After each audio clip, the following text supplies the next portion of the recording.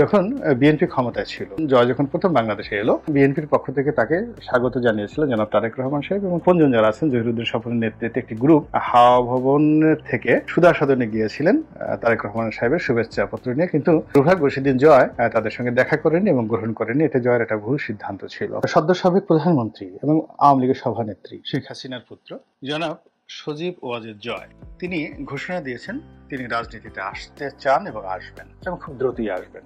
তো এটি নিয়ে বাংলাদেশে ব্যাপক আলোচনা হচ্ছে, সমালোচনা হচ্ছে। তার যারা প্রতিপক্ষ তারা তাকে নানাভাবে সমালোচনা করার চেষ্টা করছেন এবং 5 তারিখ থেকে এ পর্যন্ত তিনি যে কয়বারই ভিডিও বার্তা দিয়েছেন, যে কয়বার তিনি বিভিন্ন টেলিভিশন থেকে শুরু করে গণমাধ্যম, সামাজিক মাধ্যম, ইন্টারনেট যে প্রোটোকলগুলো রয়েছে, তারপর বিশ্ব নামকরা পত্র পত্রিকা এবং সেখানে ডয়েচ ভেলে সহ অন্য যে আন্তর্জাতিক গণমাধ্যমে যে সাক্ষাৎকারগুলো দিয়েছেন, সব ক্ষেত্রে তার কথাবার্তাগুলোর কোনো ধারাবাহিকতা ছিল না।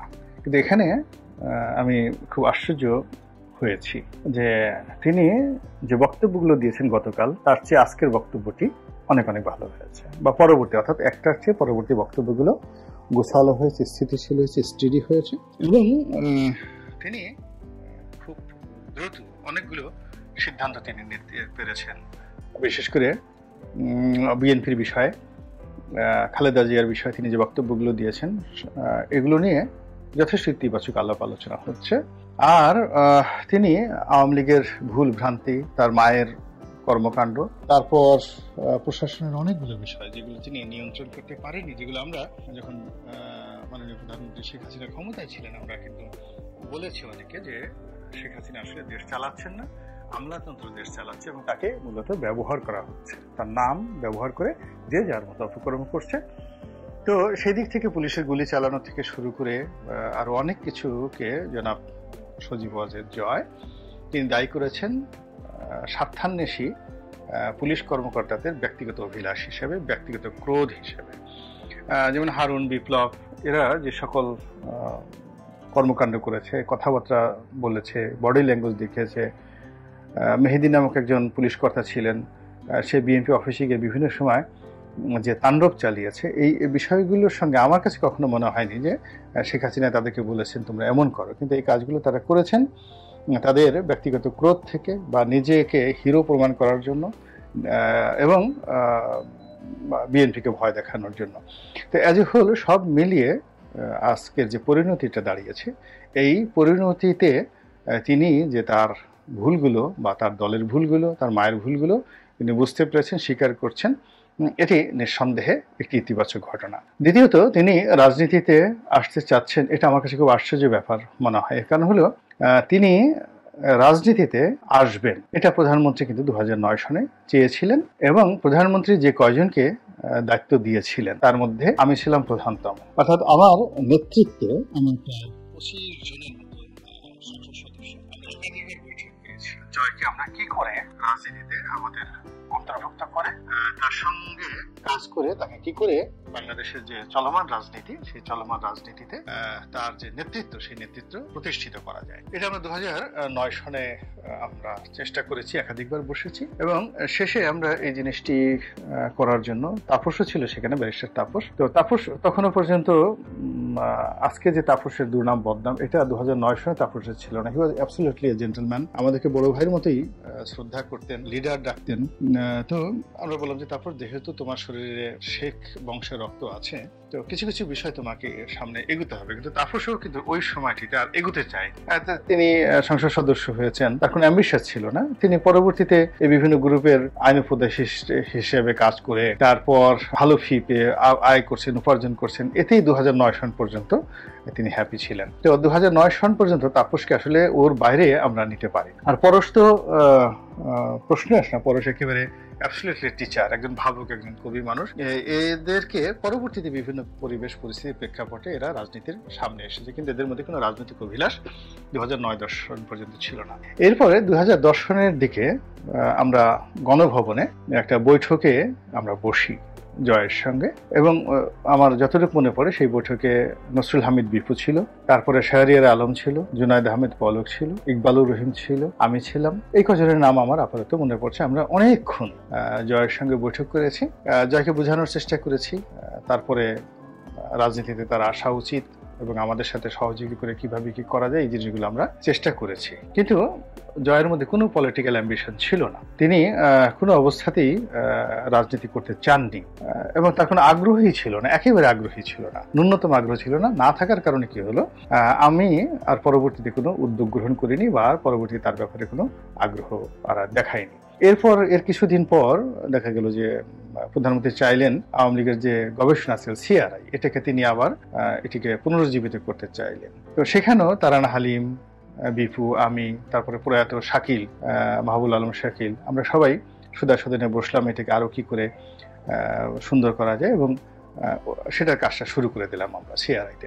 তো আওয়ামী লীগের সেই 2009-10 সনের এই কর্মকাণ্ডগুলোর সাথে আমি শুধু ছিলাম না, বলতে গেলে এটার পুরো প্রধানমন্ত্রীর নির্দেশে এই নেতৃত্বগুলো আমি দিয়েছিলাম। তো যাই হোক, পরবর্তীতে 2010 সনের পর আমি নিজেই বিভিন্ন কারণে ফ্রাস্ট্রেটেড হয়ে এদের থেকে একটু দূরে থাকি। এই আমার এলাকাতে, নির্বাচনী এলাকাতে অনেক সমস্যা হলো। প্রধানমন্ত্রীর কাছে আমার বিরুদ্ধে অনেকে নালিশ করা শুরু করলে, বেয়াদবি করে, তারপরে জামাত থেকে আসছে, শিবির করত এবং প্রধানমন্ত্রী নিজে অনেকটা কনফিউজড হয়ে গেলেন। তো যাই হোক, এরপর তখন থেকে আমার প্রধানমন্ত্রীকে আমার ভয় হতে লাগলো, আমি তার সামনে যাওয়া বন্ধ করে দিলাম। এর কারণ হলো যে প্রধানমন্ত্রীর অনেক ভালো ভালো গুণাবলী ছিল, তার মধ্যে মন্দ গুণাবলী হলো তিনি একেবারে চোখে মুখে মানুষকে অপমান করতেন, যা মুখে আসে তাই বলতেন, এই তোমাকে রাস্তা থেকে তুলে নিয়ে আসছে, আরো অনেক বাজে কথা। এবং এখানে তার কাছে আমি, তুফাইল আহমেদ, আব্দুর রাজ্জাক এগুলো খুব ম্যাটার করতো না, তিনি মুখে যা আসে সেই একই কথা তিনি বলে দিতেন সবাইকে একেবারে নির্বিচারে। তো এই কারণে আমার সবসময় ভয় হতো, সবার সামনে যদি আমাকে একটা বাজে কথা বলে ফেলে তাহলে আমার কি হবে। 2 নম্বর হলো যে আমার একটা বদভ্যাস হলো, আমাকে যদি কেউ কোনো কথা বলে আমি উত্তর না দিয়ে থাকতে পারি না, একেবারে ছোটকাল থেকেই। তো এখন প্রধানমন্ত্রী যদি যে কোনো একটা কথা বলেন অসম্মানজনক, আর আমি যদি ঠিক ওইরকম একটা উত্তর দেই তাহলে এটা প্রধানমন্ত্রীর জন্য খুবই অমর্যাদাকর হবে। আমার কি হবে না হবে তা বড় বিষয় না, অমর্যাদাকর হবে। এই জন্য যখন বিভিন্ন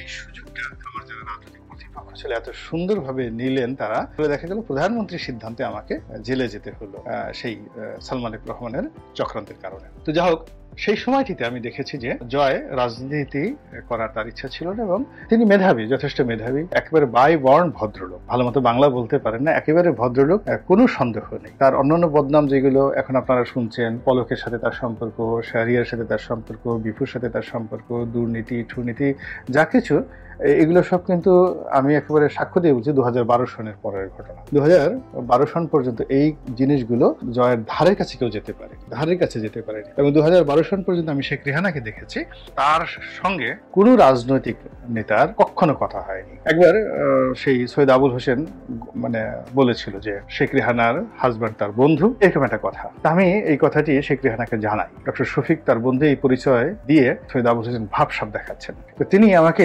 গণভবনে যেতে বলেন যে তুমি আসো, আমি আবুল হোসেনকে এখন ডাকাই। তখন মাননীয় প্রধানমন্ত্রী শেখ হাসিনা গণভবনে ছিলেন না। আমি ওনাকে বললাম যে আপা, আমি আসলে এখন যদি যাই আপনার সাথে বৈঠক করি, আর এটা যদি আপনি এই সময় আবুল হোসেনকে গালাগালি করেন এবং পরবর্তী প্রধানমন্ত্রী বাংলাদেশে আসার পর আবুল হোসেন যদি নালিশ করেন তাহলে আপনারও কিছু হবে না, আবুল হোসেনের কিছু হবে না, কিন্তু আমি শেষ। তো আমি সরি, আমি আপনাকে এই কথাগুলো বলেছি, এই কথাগুলো আপনার কল্যাণের জন্য বলেছি, কিন্তু এখন চলেছে না, প্রধানমন্ত্রী আসুক, প্রধানমন্ত্রী আসার পরে প্রধানমন্ত্রীর সামনে যদি আপনি তাকে ডাকেন, আমাকে ডাকেন, আমি সাক্ষী দেবো এবং এই কথা বলবো। কিন্তু পরবর্তীতে আর তিনি আমাকে আর প্রধানমন্ত্রীর সামনে ডাকেনি।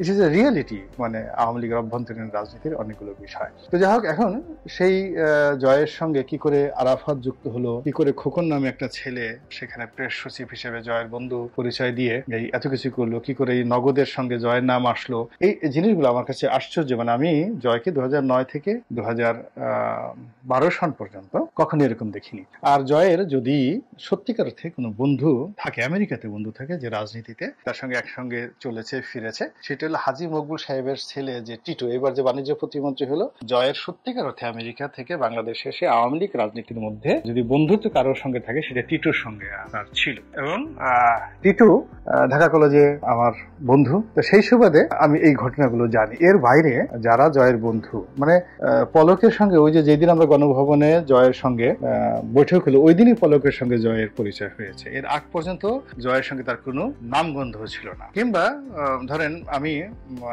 আমেরিকাতে গিয়েছিলাম 2012 সনে, তো আমেরিকান গভর্নমেন্টের একটা অনুষ্ঠান, তো সেখানে গিয়ে খোকনকে দেখলাম। তখন সে চ্যানেল আইতে চাকরি করে এবং আমেরিকার জ্যাকসন হাইটসে সে থাকে, নিউ ইয়র্কে। তখন পর্যন্ত জয়ের সঙ্গে তার কোনো পরিচয় ছিল না। কিন্তু এই লোকগুলো কি করে যেন জয়ের সঙ্গে জড়িত হয়ে নিজেরাও সর্বনাশ করেছে, দুর্নীতিতে নিমজ্জিত হয়েছে এবং এই জয়কেও শেষ করে দিয়েছে। তো যাই হোক, জয়ের সঙ্গে আমার ওই খুব বেশি সম্পর্ক না, খুব বেশি কথাবার্তা হয়নি। ওই একদিনই আমি যখন বুঝলাম যে তার কোনো ইন্টারেস্ট নাই, তো কাজেই আমি আর কখনো জয়ের কাছাকাছি হয়নি, তার সাথে কথাবার্তা বলিনি। তো জয় সেই রাজনীতিতে এখন আসতে চাচ্ছেন এবং আমি মনে করি তিনি অত্যন্ত মেধাবী ছাত্র হিসেবে, অত্যন্ত ভালো ছাত্র, এবং তার যে আইকিউ লেভেল অ্যাবভ 9, তো অ্যাবভ 9 হওয়ার কারণে তার বাবার আইকিউ লেভেলও কিন্তু অ্যাবভ 9 ছিল। তো যাদের আইকিউ লেভেল অ্যাবভ 9 তাদের কথাবার্তা আচার আচরণ একটু পাগলামি থাকে, এলোমেলো হয়ে যায়। আমি যাকে বলে তার বাবা ডক্টর ওয়াজেদ, তার সঙ্গে আমার খুবই ঘনিষ্ঠ সম্পর্ক ছিল। আমি যখন আজকের কাগজে চাকরি করতাম তখন তিনি ওই আজকের কাগজের সম্পাদকীয় লিখতেন, এবং প্রতিদিনই তিনি আজকের কাগজে এসে 2 ঘন্টা 3 ঘন্টা আড্ডা মারতেন। এবং যেহেতু আমি সম্পাদকীয় রুমে বসতাম, মানে আমি একটা পত্রিকা, ওই আজকের কাগজের যে মফস্বল বার্তা বিভাগ, ওই বিভাগের সম্পাদক ছিলাম, প্রধান ছিলাম। তো আমার পাশে ফরিদ কবির তিনি বসতেন। ফরিদ কবির ছিলেন ওই সম্পাদকীয় পাতার আবার এডিটর, ঠিক আমার পাশার টেবিলটিতে। তো তার টেবিলে সব লেখকরা ওই সময়টাতে 91 সনের যত লেখকরা সবাই আসতেন, 90 সনের লেখকরা সবাই আসতেন আজকের প্রথম দিকে। তো চেয়ারে অনেক সময় শর্ট হতো এবং অনেক বড় বড় লেখক, বড় বড় কর্তা ব্যক্তি, সে সিরাজুল ইসলাম চৌধুরী থেকে শুরু করে অনেক বড় বড় লোকজন সেই রুমে আসতেন। এবং তারা ওই ফরিদ কবিরের সামনে, যেহেতু ছোট টেবিল, বসার জায়গা না হয়, আমার টেবিলের সামনে তাদেরকে বসতে হতো, এবং ফলে অনেকের সাথে আমার সম্পর্ক হতো। এবং তার মধ্যে এই ডক্টর ওয়াজেদের সাথে আমার ওইরকম একটা সম্পর্ক গড়ে ওঠে, এবং তার সাথে কথা বলতে গেলে তিনি অনায়াসে একেবারে পাগলের মতো বকবক করে পরিবারের সব কথা বলে দিতেন, এমন কথা যেগুলো আমি এখানে বলতে পারবো না। তো এইটাই প্রমাণিত যে তিনি বাংলাদেশের সায়েন্টিস্টদের মধ্যে, বিজ্ঞানীদের মধ্যে সেই অন্যতম সেরা বিজ্ঞানী, পরমাণু বিজ্ঞানী।